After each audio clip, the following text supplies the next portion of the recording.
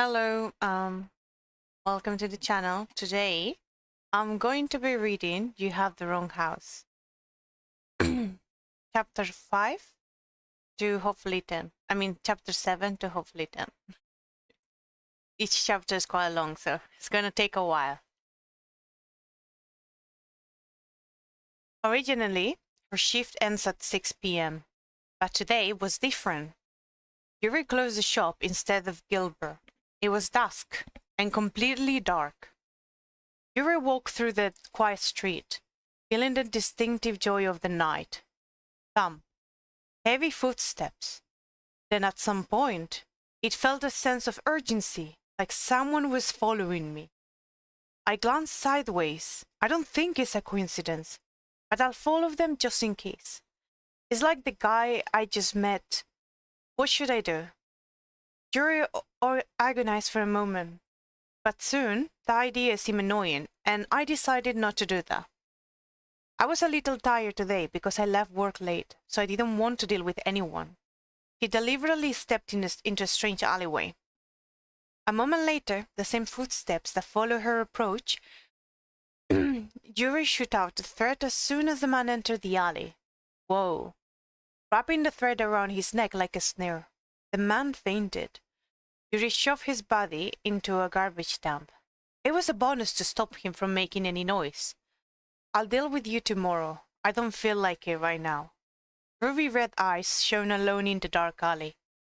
After a while, she slipped out of the dark shaded alley and walked back to the main street. The moon is bright today. I look up through the moon in the sky. Exactly 5 months and 24 days have passed since the heroine and Mary moved into the house next door of mine. In the meantime, my daily routine hasn't changed, from morning till evening. I work at the nearby cafe, then return home and take a break or handle requests. A routine that is always the same and monotonous. Anyone else would have said it was boring, but I was very satisfied. It would be even better if people like that man who was following me earlier didn't exist. In front of my house, I saw a bunch of petty yellow threads. I was confused, but when I approached it, I realized it was not a bundle of threads, but the head of a person. At first, I thought it was a drunk dude. Hey, I don't think you're supposed to be here. But the moment I turned over the man's body, feeling annoyed, I froze. Am I going crazy? I almost let out a curse I hadn't used for a long time. Still, I calmed myself down and checked the address on the nameplate again. 44 at Grey Ferrets B04. No matter how I look at it, it was my house. But why is the front of my house? This face was definitely the one I saw in the lab. Of course, as time passed, the boy who was beautiful at that time was transformed into a more manly young man. But there was no way she could confuse a person with his presence with someone else. Hiding my bewilderment, I leaned down to examine his condition. The streets are narrow, and the smell of blood fills my nose. His whole body is covered in blood, but I doubt all of it is his. I really don't want to, but I use my powers to check his body. Releasing a translucent white thread from my fingertips, which penetrates the man, scanning over his body. Although the injury is severe, I don't think he'll die immediately. I rise again after looking at his face. It appears so gentle, like an angel, that it's almost impossible to believe he was the king of the dark world. Turning away, I look around quietly, and fortunately, there doesn't seem to be any rats in the area. I leave the man's foot and start pushing him next door. There is a strange alarm going off in my head. Look, you're the villainous servant, are you not? Then you should go pass out next door, not my house. Just then a low groan came from the man. I quickly came to my senses, and I stopped dragging the man's feet. The head of the man who was lying sideways swayed. At the same time, his head was slightly turned to the front. His fearsome eyelids were lifting upwards. A clear wall appeared in the dark to the point of being transparent. Their eyes met for a moment. It was then, click, door opening. A benefit from one service. Yuri? Suddenly the door next door was open. I reflexively kicked the man under my feet and threw him into the flower bed. Fortunately, the man didn't move right away. I felt devastated. I did it without realizing, because I had no experience. I couldn't tell if he was okay. However, I could not afford to worry more about it because the person next door showed up. A beautiful woman popped out of the door, about 4 steps from where I was standing. If someone unties their long hair and it sticks out of an open door in the middle of the night, it might look like a ghost. A warm orange light leaked through the door, even in the backlight. She exuded a deep beauty like the god of the night. The moment their eyes met, and Mary smiled brightly. I heard footsteps and came out. I'm relieved to know it was Jury. Hello, Anne Mary. The man was still behind my feet in the flower bed. It happened so quickly. Luckily, Anne Mary didn't seem to sense this. Are you going home now? She asked in a friendly voice. She was always friendly to me, because I was the only neighbor in the same age range as her. So now we have developed a relationship. Yes. I finished my shift for today. It's dangerous to be alone late at night. There's no good security around here. I know, but I got off work later than I thought, so I was rushing back. I wouldn't have said anything to Anne Mary before in the past, but I was more attached to Anne Mary now than when I was in the beginning.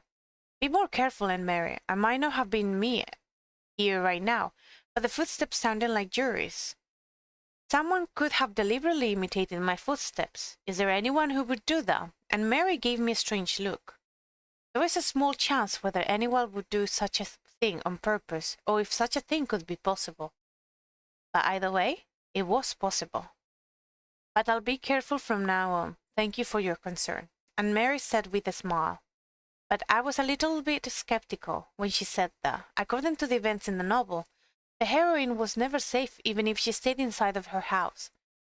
The man right now didn't do anything dangerous, but he was going to roll to the front of the house and make it a disaster. Although somehow he came to my house instead of the heroine's. When I clicked my tongue, and Mary asked me another question. Did you eat yet? Wasn't she only going to greet me? Perhaps this was the real reason she came out of the door. I was having a late dinner with Hestia. Would you like to come in and eat with me? Hestia was Aunt Mary's sister. She was 12 years old. She was so cute that I sometimes gave her candy. For reference, I heard that Aunt Mary is now 20 years old. I sank low without realizing it. My conscience was a little sore from seeing the man who fainted in front of my house. Then you know that I tried to push the villain into the main character. If it goes according to the novel, I know what the future awaits her in the future. In fact, I could feel how good of a person Aunt Mary is by being close to her for the past 6 months. Even now, she invited me to dinner. In this world of seclusion, it was rare for people like Aunt Mary to exist. That's why I've been secretly removing the bad guys attacked to Aunt Mary. Moreover, when I saw Aunt Mary and her sister Hestia, I kept thinking of Coco and felt weak. Perhaps it was because of my unconsciousness that I left Lucas in front of my house and stuck him in a flower bed without treating him. That's the end of chapter 7. Chapter 8. I look at Aunt Mary and drew a smile of an apology. Unfortunately, I ate it already. Ah, really? She looked sad, but then she suddenly smiled and looked at me. I'm glad you didn't eat too late, though. Thank you for inviting me. When I get a chance, I'll have a meal with you next time. At that moment, I heard a cracked sound coming from Aunt Mary's house, and Mary looked back in surprise. I told her aloud, something must have been broken. You should go back inside. I think so. Have a good evening, then. Goodbye. A moment later, the door closed before my eyes. The warm glow that was leaking from the inside was completely extinguished. I leaned over the flower bed with a smile on my face. The man was still laying there, and there was no sign of movement. A small sigh leaked from my mouth. I'll just let him die. I agonized in front of a very tempting option. Most of all, this guy was an enemy to Aunt Mary. But after a brief conflict, I soon remembered my last day at the Institute and made up my mind. Because of this guy, I was able to get out of the lab. It is also true that that the streets have become a little cleaner since this man became the king of the dark world.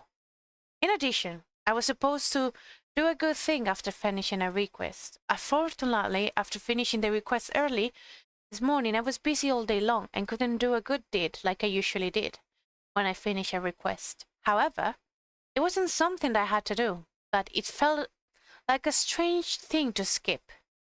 I guess it can't be helped then. I'll collect you, male villain. I dragged him into the house. Of course, it wasn't easy to carry a grown man alone, but it was easy for me, as I put threads on the man's body that were not visible to the naked eye and took him inside of the house. There was virtually no weight I had to carry, so I entered the house, drew the curtains, and pulled the thread out a little more and laid the man on the sofa. Then I touched the back of the sofa and turned on the light. Lucky's Avalon, breathing, came into view. Well, he's handsome even when laying down like that. After a serious thought, I undressed the man to look around the booth. The unrealistic sculptural body was revealed, but it wasn't very surprising. There was a big scar across the chest and some wounds. I don't mean to disrespect the Anne Mary in the novel, but this wound wasn't something a normal person could fix. But I knew how she actually treated lackeys in the novel. She had the power of the ruined fragments just like me, but that didn't mean she was tested in the lava as me. When the first fragments appeared in the desert, located in the central part of the continent, they had already been partially damaged. Remember that it wasn't someone who broke it on purpose, it was just natural. The problem, however, was that the fragmented remains were blown into the air. People inhaled the air without knowing, and the power of the remains were nestled inside of them. Some people died from the side effects, but at the same time, they didn't know that the cause was the remains. In most cases, inhalation of only a small amount would not have a significant effect on the body. However, there were some people who showed the power of the debris, one of them being the heroine, and Mary.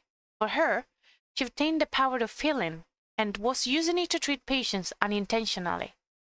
Word spread out, and there were many more patients at the clinic and Mary worked at than before. That was why Lucky's became interested in Anne Mary from the novel. But I didn't have the ability to help. I moved the thread around to separate the necessary supplies, including medicines, disinfectants, clean water, and towels. This might not be enough, but I couldn't bring in Mary. Of course, considering the man who was injured, I thought I was being cruel. But there's a saying that the crayfish sides with the crab. Thinking about the future of the Anne Mary in the novel, I was reluctantly letting this man to be treated under my hands. What's wrong with the heroine? Why do you even bloom again with the bloody love and war? Obsessed with Anne Mary, the villain even set up a plot to remove everyone in her life and keep her captive in his kingdom. In other words, he tried to kill Anne Mary's sister, Hestia. While reading the novel, I just thought he was a vicious guy. But what if these things happened right in front of me? Well, that's a different story. Perhaps because of my close relationship with the sisters next door, I couldn't let them fall into ruin now. That's the situation with this guy. I don't know why the timing of Lucky's fainting in front of the house was so advanced, but given that it was not always following the story in the novel, Lucky's was fatally wounded by betrayal and was ousted from the throne and pursued, so he didn't go to a treatment center after getting injured, but crawled into this alley instead. So now I was just going to do what I could. I think it's okay for me to treat him, since he can't fall in love with me. Because I'm not a main character. I saw the man laying on the sofa and pulled the threads out of my fingertips. Actually, I never done anything like this before, but I kind of practiced, so... Then let's start. The low sigh that leaked through her moist red lips pricked up the ears of those in the coffee house. In the middle of the day, when the sun was bright after a while, there were relatively few customers. Yuri gazed into the distance, while cleaning up the empty table. Soon her long black eyelashes slid gently downwards, creating a shadow on her white cheeks. Under her eyelashes, a dark shade appeared to contain an unexpected depth of water in the lean eye. Was there something wrong?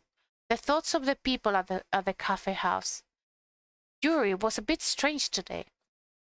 There seemed to be a serious anxiety that could not be said, and the guests of the coffee house continued to worry, but contrary to other people's ideas, Yuri was simply suffering from mental fatigue. She had a reason to be upset. Naturally, it was because of the man who had fallen in front of her house. Of course, she was weak from staying up all night. What she did last night required serious concentration. It was because the condition of Lucky's was more severe than she thought. The massive work continued to dawn. It didn't just require sealing the wound on the outside, but because he also had damaged organs, the blood vessels and the nerves had to be reconnected with threads. She would have given up if it weren't for the power of the fragment. The last time she saw him before she left the house, he was still breathing fairly evenly. If it weren't for Yuri, he would have died before dawn. In that sense, Lucky's Avalon was indeed a lucky man. Yuri, you look tired today. I guess it's because you worked late yesterday. What if I say I was sorry? Gilbert, the owner of the coffee house who saw Yuri's face, apologized, feeling embarrassed. It's okay. It's not about that. It's just personal reasons. Really? Mr. Gilbert doesn't look too well. We don't have that many customers at the moment. So you should stop by the clinic.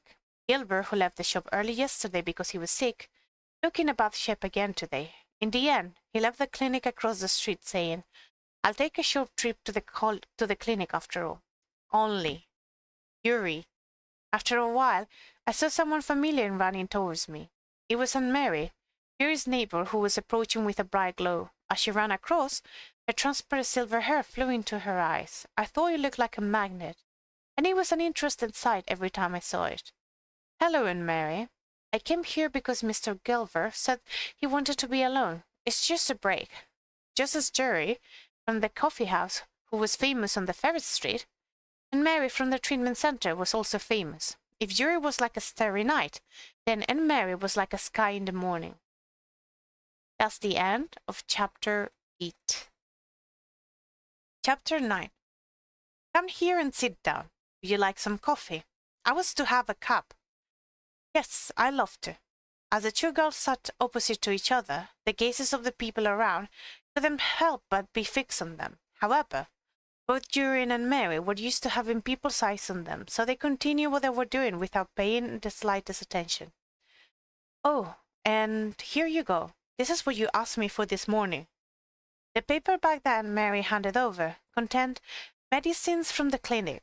Yuri didn't think that what she had at home was enough, so when she met Aunt Mary on her way to work, she asked Aunt Mary for this. Aunt Mary didn't ask any questions. She might have believed it when Yuri said she was just preparing the medicines in case of an emergency. Thank you. I was going to go and get it myself when I got off work. The cost is, you don't have to pay me. You give me coffee every time, and you also give Hestia candy whenever you see her. Aunt Mary smiled sweetly and shook her head. Before she firmly refused, in the end, Yuri didn't pay anything. In exchange, Yuri was exceptionally careful when she made Aunt Mary's coffee. After Aunt Mary took a sip of her coffee, her pale green eyes went wide, and Yuri was satisfied. Mrs. Yuri, you can stop here for today. Time flew by at some point, and he had reached the coffee house closing time. Then, see you tomorrow. Yuri said her goodbye and left the store. As she drew near to her house, her steps slowed down. She didn't want to go home for some reason. Even if that man's eyes were open or closed, she felt like she would be annoyed either way. As expected, should she have just left him outside? If only she had known that handling this would be so troublesome. Perhaps the sub-villian would grit his teeth at this, but Yuri truly regretted it a little time. Meanwhile, the distance to her house was gradually narrowing, thick. Consequently, the house she has finally arrived at was quiet. Yuri walked towards the sofa in the living room, and she approached the man lying on it because and she approached the man laying on the sofa as the room became clear. His blonde hair was loosely scattered on the cushion, like sweet flowing honey. His lower eyelashes were longer than she thought, and they were also the same shade of gold as his hair. The stiff but delicate lines of his face were half lit by the light, and his appearance was so flawless It made you wonder whether this was what the mythical Psyche saw when he first laid his eyes on Eros. Furthermore, perhaps because the light was focused on him while the surroundings were dark, or perhaps because his face appeared sickly, it was oozing a sort of decadent charm. If it was another woman standing here right now, she might have felt her heart race for a moment. But to Yuri, this man was just a sub-villain who came to the wrong house. She opened the man's clothes and checked his body again. There were bandages all over his body, with blood seeping through them. Yesterday she had realized that not only his chest but his neck was injured too. So she treated theirs well. The man had still not woken up. Considering how badly he was hurt, it was only natural. Honestly, Yuri thought that he might die. She had put in some effort yesterday, so it would be a bit of a pity. But the life or death of Lakis Avalon wasn't really important to her. When she came back today, her thought was, if he lived, he lived. If he died, he died. To her, either way was simply out of control. But there he was, surviving and breathing. Unlike in the novel, the heroine wasn't there to take meticulous care of him and help him with all of her power. At this point, you could say he had the life force of a cockroach. Yuri heaved a long sigh and loosened her hair, which she had kept tied up during work. Then she looked through the paper bag that Aunt Mary had given her earlier in the day. Since he was alive, she could not only do what she could again. It seemed that when she kicked him into the flower bed yesterday evening, his wounds had opened even more. As Yuri moved her hands, she wondered why she was doing this type of work on the civilian when she wasn't even cut out for it. Just when her fingers touched the man's body, the very moment they took in a huge breath, and his eyes flashed open. At the same time, a firm grip caught Yuri's hand. The man's torso raised as his dense muscle tensed up. His movement was hasty and rough, like someone suddenly waking up from a nightmare. It didn't seem like he had been awakened all this time, but was holding it. It was more like his consciousness was awakened the moment someone's hand touched his body. His bright gold hair softly fell in front of his eyes. Because the man had abruptly gotten up, his scattered breaths and Yuri's shallow breaths mixed together in one spot. It should be very painful due to his wound opening, but the man didn't seem to feel any of that. No, it was more like he hadn't had the time or chance to realize it. Their eyes met almost an inch away from each other. His flaming blue eyes flickered violently. If it would swallow up everything in its sight, Yuri saw the venom burning fiercely in his eyes. It would seem Lakis Avalon was not yet fully awake, but is still trapped in a nightmare. Lie down. A low voice flowed from the red lips that had been firmly shut so far. Even in this situation, her voice was strangely calm and serene, making one feel odd. Her placid red eyes were no different from her voice. Lie down and go back to sleep. The calm, monotonous voice sounded like a lullaby in a way. In reality, it wasn't like a singing voice at all. At least there's no one here to threaten you right now. After saying that, she lifted her hand and slowly pushed his shoulders down. As she did so, his rock-like body was slowly pushed back. Finally, the embers of emotions raging in his unfocused blue eyes began to die out. Even the hand that was clutching Yuri's hand lost its strength and came loose, after abruptly charging at her like a wild beast. Lakis Avalon quietly fell asleep, like he had fainted again. A pair of indifferent red eyes quietly took in his appearance. Her hand, which had been in his grip some moments ago, hurt like it had been crushed. Even as Yuri inwardly cursed him out as an ignorant brute, she laid him down on the sofa properly. But the very next moment, she saw something that made her turn stiff as a rock. This fucking... Yuri eventually saw aloud. She held her forehead as she looked at the bandages, which were now soaked in blood again. The wound opened again. Ugh, this goddamn civilian. Once again, Yuri seriously considered just letting him die for real this time. But she eventually endured it and engraved this matter in her heart. A thin thread extended from her fingertips again. It was another long night. When the man woke up again, it was dawn the next day. By this time, Yuri was standing by the window, watching the rising sun, beside the half-rolled-up curtains. When she noticed a change in the breathing behind her, and when she turned out, she found the man laying on the couch with his eyes open. "You're awake." The blinding sun outside the window sprinkled generous rays of sunlight on his frame. It was perhaps thanks to this that Lucas Avalon's expression looked somewhat dazzling as he looked at her. His half-narrow, rigid blue eyes took in Yuri's standing figure by the window. Without the slightest movement, for some reason, it felt like the airflow in the room had changed subtly. After seeing the man, who was holding his breath, as if time had stopped, Yuri turned her gaze back to the window.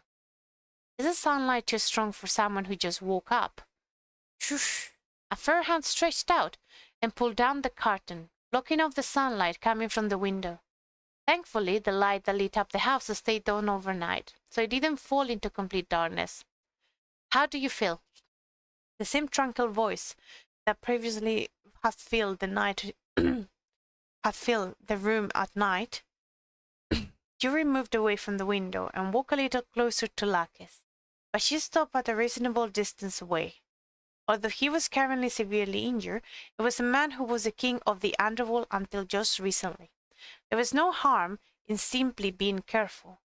Your wound might open up, so don't get up suddenly like you did last night.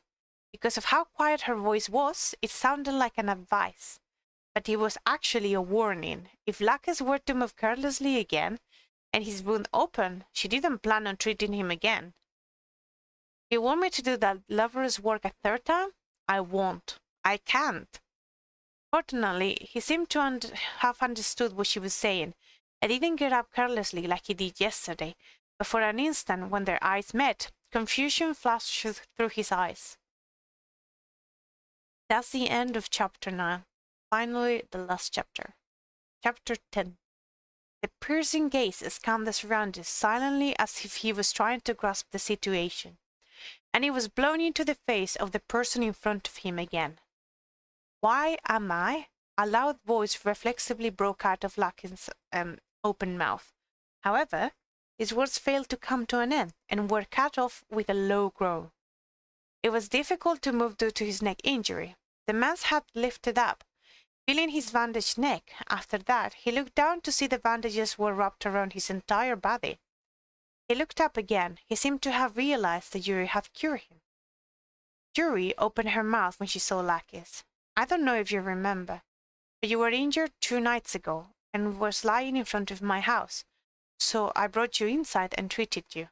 If he was unmarried, the heroine, she would have kindly explained the circumstances of her discovery and the progress of the injuries, and she would have stayed beside him, saying, 'Stay calm until the wound is healed.' But Yuri didn't do that. I don't know if you have any more questions, but I have to work right now." It didn't feel like she had any need to do that, and most of all, it's already starting to bother me that I have to organize everything that I explained to Lakis in my head. "I'll ask you one question before I go. I've treated the wound roughly, but I'm not an expert. You want me to get someone from the clinic to help you?" Still, she decided to go more into detail about this because she was afraid that Aunt Mary might try to heal him later on. Of course, the Lucas Avalon, she knew, wouldn't accept anyway. You don't have to say anything, you can just answer with a head on. The blue eyes, who didn't know what to think, stared at Yuri's face. He stared at for a short time and soon shook his head, as expected. Yuri, who confirmed it, nodded. "I'll be going now. I put everything you need on the bedside table.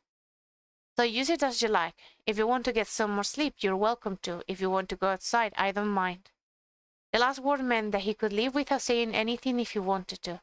When he heard it at first, he couldn't tell whether it was said out of consideration or neglect, or if she was being pitiless. Her voice sounded gentle, so anyone who didn't know her would be confused as to whether it was a gentleness or coldness.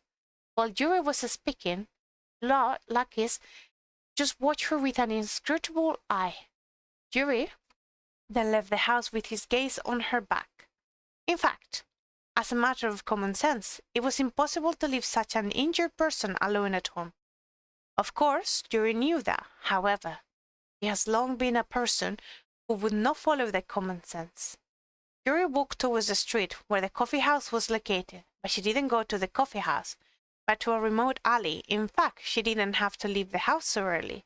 But it was because the man who had been stuck in the alley the night before yesterday that Yuri walked to the garbage dump to make a separate garbage collection. Once a week. It was today that garbage was collected from the Ferret Street. If she didn't think of that, she might have just let the man that she caught there. Arriving at the dump, Yuri pulled out the thread that wrapped around the man she had buried. Hi, good morning. The man who had been wrapped in a white thread woke up and wriggled his body after Yuri spoke. 2 days had passed, so it was natural to find your consciousness. I'm sorry, I was so busy yesterday that I forgot to come and see you. Yuri apologized in a monotone voice. But you're the one who's been following for days, right? There was a look in the man's eyes that seemed like they had a lot to say about something. It was only a week ago that Yuri first held the shadow of someone following her. There were times when she felt a suspicious glance at the coffee house, but she acted as usual. Thinking that she wouldn't budge it until the other party approached her first, originally there had been some rotten men who had followed her home from the coffee house, so she thought maybe this was the same situation. About 30 minutes remained before the garbage collector came, so Yuri cut off the threads that were blocking the man's mouth to ask why. If you have something to say, tell me, but the answer that Yuri wanted didn't come back. The very next moment, the man blew something between his lips at Yuri, but Yuri found herself flying towards him with an amazing fuselage vision, and grabbed it with her fingers without hesitation. The man widened his eyes. Yuri's black hair drizzled down along her tilted head. She started to stare at the man's face with a needle in hand. What is this? Wait. Yuri mumbled boredly, moved her hand, and naturally struck the needle in the man's neck. The effect was immediate. It was a paralyzing poison. That's such a trifling trick. Yuri, who was quenched of her curiosity, blinked boredly. No normal person would put this thing in their mouth. Somehow she felt like something was different. They didn't look like a regular stalker. But the man was paralyzed and couldn't say anything to Yuri anymore. A bright dawn light passed over her face. Did they just kill him? If this man was the one who wanted Arachne, she would have to see if he was sent. Since he's been following her for a week, there's no way he's been following Lucky's Avalon. Yuri made up her mind and pulled the thread again to tie up the whole man's body. She left the garbage dump, and this time she stuck the man in a more secret place. It was one of the first places she visited when she moved here. If she hid the body there, it wouldn't be found immediately. By evening, the paralytic poison will be released. Yuri turned around. Somehow it took a long way to go to work. Shortly after the woman's figure disappeared from view, he heard the door closing. So Lucky's Avalon remained alone in a startlingly quiet house. For a while, he held his breath and listened outside, but the footsteps really went away from the door. Did she really just walk out like that? Does anyone just leave a man they've never met in their house, the owner of the house?